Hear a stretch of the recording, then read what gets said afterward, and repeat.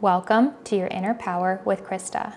This podcast is for the deeply intuitive ones, the curious ones, and the ones who follow their own path and embrace their uniqueness. We'll chat about all things spiritual, life's adventures, and always go back to deep self-trust because it's all within you. Let's dive in. Hello, my beautiful people, and welcome back to the podcast. We are now on episode 5, and today's episode is all about how to truly understand who you are and ways to return back to yourself in this world that is filled with so much noise and filled with ways of trying to pull you away from yourself. We're going to chat about how to return back to your center and your authentic truth. The first part about this is really understanding that we have been programmed and conditioned since we were born. Since the day we were born, we were told to think and act and present in a certain way. We were told to outsource our power, to not go within, to look outside of ourselves for the answers. That everything around us could tell us who we truly are, which is false. Think about it. Since we were kids, we were told to focus on who we wanted to be when we grew up. And who we wanted to be always encompassed a career, a job. And we were told to identify as that career or job. But we are so much more than a career or a job or what you do in your life. You are so much more than that. We were told to conform to this system and to make money for this system. I think this is part of the reason why your life's purpose gets so tangled up in your job when it has nothing to do with your job. Like, yes, it can be part of your mission to share in some way, like what I am doing. Yes, I am making money from this. And yes, this is part of my mission, but it is not that my job gives me purpose. If I wasn't doing this job, I would still exude the same frequency that I am right now. I would still speak about the same things. I would still live my life in the way that I am living because I'm living from my authentic truth. So a side note within this is stop identifying as your job. You are so much more than your job. And it's just that we have been conditioned to believe that we are our jobs and that's the only purpose that we have to this life, which is ridiculous, absolutely ridiculous that we came here to live on this planet and just work and then die. That's not the case at all. We came here to learn, grow, and evolve. And does that encompass a job? Absolutely. But that's not the sole purpose of life. When you can go inward and you can center in and you can explore who you really are on the inside, that's when the outside changes. That's when the magic happens because you begin to live from your authentic truth. And I want to remind you how powerful of a being you are, because from the moment we are born, we're told we're not powerful. We're not told to sit with ourselves, to go inward for the answers. We're told to look everywhere but ourselves. And isn't it funny? If you really think about it, there's a reason for that. And when you see it, you can't unsee it. I'm telling you, you cannot unsee it. And you begin to realize that going inward is truly an act of rebellion. It's choosing you. It's remembering who you are. It's remembering that you have the ability to create the life that you want to live. It's no longer playing victim. It's choosing yourself. It's choosing yourself over and over and over again. Now, what are a few practices in which you can return to yourself and cultivate that relationship with yourself to understand who you truly are? The answer is always to go inward. So all of these practices that I'm speaking about allow you to go inward. It's all about going within yourself for the answers. The first one is meditation. You know how much of a fan I am of meditation. And you can simply do a guided meditation. You can do whatever type of meditation that you enjoy. You can just sit with yourself, sit in whatever position feels comfortable for you, and take deep, conscious breaths. Allow yourself to actually breathe. So often we go about our day without actually consciously breathing, like just breathing simply in and out, deep belly breaths. And just taking a few deep breaths can truly recenter you. And with meditation, it is okay if you have 5 million thoughts going throughout your head and they're just there. Let them float in, let them float out, but do not let it deter you from meditating. You're not doing anything wrong. You're not bad at meditating. We, again, same thing. We have been conditioned to outsource our power. We haven't been told, go within yourself. That is the answer. We haven't been. So going within ourselves feels different. It's not something that we're used to. So it takes time and it takes practice. But don't give up. You're not bad at meditating. You're not doing anything wrong. The more you can allow the thoughts to come in and flow out and not attach to them, just allow them to come, just allow them to keep coming up, the more they will actually dissipate because you're not focusing on them. Number 2 is do your daily activities, your mundane activities, your daily chores without distractions. Let go of the distractions.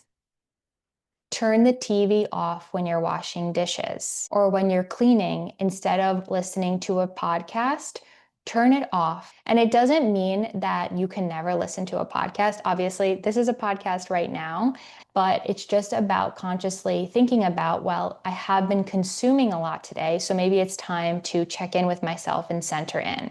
You just want to be mindful of what you are doing. So if you have a bunch of activities that you're doing throughout the day and you're busy with work as well, and you're always distracted with every single thing that you're doing throughout the day, then take a moment and ensure that some of the activities that you are doing, some of the things that you are doing without distraction to come back to yourself. Number 3 is getting in nature, going outside. We are staring at screens all day. We are disconnected from nature. It's time to reconnect with nature. It's time to get outside. It doesn't matter if it's 5 minutes. It doesn't matter if it's 10 minutes. If you have 30 minutes to an hour, that would be ideal. But if you don't have that, use whatever time that you have throughout your day to ensure that you are getting outside. Even in the dead winter, I get outside. Like even if it's like 15 degrees, I'll go outside for 5 minutes and do a 5-minute walk because it makes such a difference to be connected with nature. We are nature. We are naturally connected to the outside world, and being in nature really connects us back in with ourselves. Number 4 is go into your Akashic records. Open your Akashic records and ask for the guidance that you need. Cultivate that relationship with who you truly are. When I first began reading my Akashic records, I finally really felt who I truly was. When you read your Akashic records, you begin to align with the frequency of who you truly are. And it is so much more than who you feel like you are in this human life. It is so beyond that. You are a limitless being. You literally have the opportunity to do anything that you want. You have unlimited possibilities and potentials at your fingertips every single day. Reading my Akashic records woke me up to who I am and who I have always been. But for most of my life, I identified as a very powerless being. Like I knew that if I worked hard and ran myself into the ground, I would get what I wanted. But that's not what it's about, because that's not the way we should be living. And that is a way that we have outsourced our power, thinking that Only if we work really hard, then we will receive. But it's all about frequency. It's all about coming back to the truth of who you are and understanding that you are worthy of it, that you are deserving of it. And that's where all the work really lies. Because if you don't believe that, it's going to be way more difficult to bring in what you want into your life and to keep it. Number 5 is to go back to what you loved as a child. What called to you when you were a kid? What did you enjoy doing? What did you go naturally do? Did you go just frolic in the woods? Did you collect certain things? Did you like to draw? Did you like to paint? Doing those things, doing those activities can really bring you back to yourself, because at those younger ages, we were much less conditioned than we are right now. And that's part of the reason why kids are so open. They held on to this natural connection because when they came into this world, this is all they knew. It is natural. Until the world told them, no, shut that down. No, that's weird. No, that's scary. And now it's about us at an older age choosing, I'm going to wake back up to that, and I'm going to choose me, and I'm going to choose what is natural, what is truly me.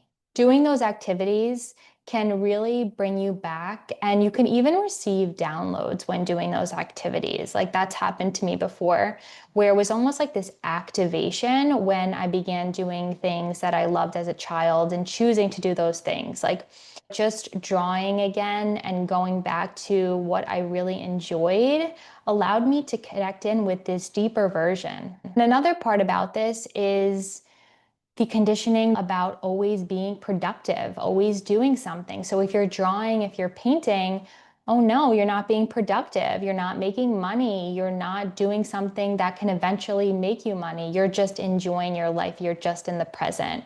And doing that again is an act of rebellion. It's choosing you, and it is productive because it's coming back to yourself. And then you can go out into the world and exude your unique frequency and feel so locked in to who you are and bring that out into the world. And that is what truly heals you and the world. So when you begin to create this deeper relationship with yourself and you cultivate this relationship with yourself and you untangle some of that conditioning and programming and you begin to understand who you are underneath all of those layers, you then can really trust yourself. You then can really go out into the world and do things from a more intuitive standpoint rather than it always having to be logical, rather than it always having to make sense to everyone else around you. You're going to be able to lean back on yourself and know, no, this is my truth. This is who I am. This is what I am going to do in my life because this feels good for me. And of course, this takes time and practice, but constantly choosing yourself and choosing to go inward rather than exuding outward, rather than asking everyone, researching everything, asking for permission. That's a big thing as well, asking for permission instead of just doing because it's aligned with your heart and it's aligned with your truth. Once you begin to make decisions, really trusting in your inner knowing because you have cultivated this deep relationship with yourself, fear is going to come up. That's normal. That's okay. That's part of the human experience. That doesn't mean you should stop.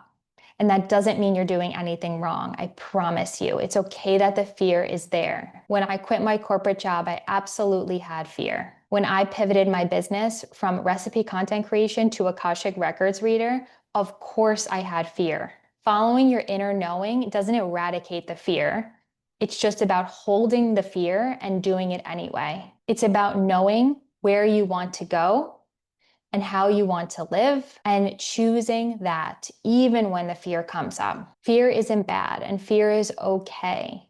It's about coming back to yourself. And if it feels good in your heart, if it feels like, yes, this is what I know I should be doing, this is how I know I'm supposed to live my life, but it feels scary because it's different than how I lived before, that's okay.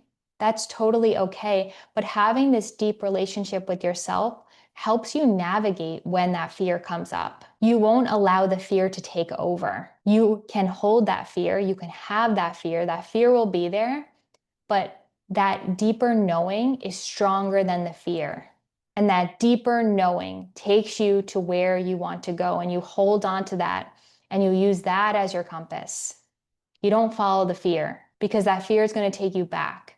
It's going to take you back to that old way of thinking, that conditioned way of thinking, that programmed way of thinking. You're going to choose new, because new is really who you are. You are limitless. You can do absolutely anything. When you cultivate this deep relationship with yourself, you have deep faith in yourself, unwavering faith in yourself, because you see that this is who you are. This is who you are, and no one can take that away from you. The fear can't take that away from you. It's choosing to walk with the fear. When the fear comes up, what can you do? You can accept the fear. You don't make yourself bad or wrong for having the fear. It's okay that the fear is there. Say, it's okay. Thank you, fear.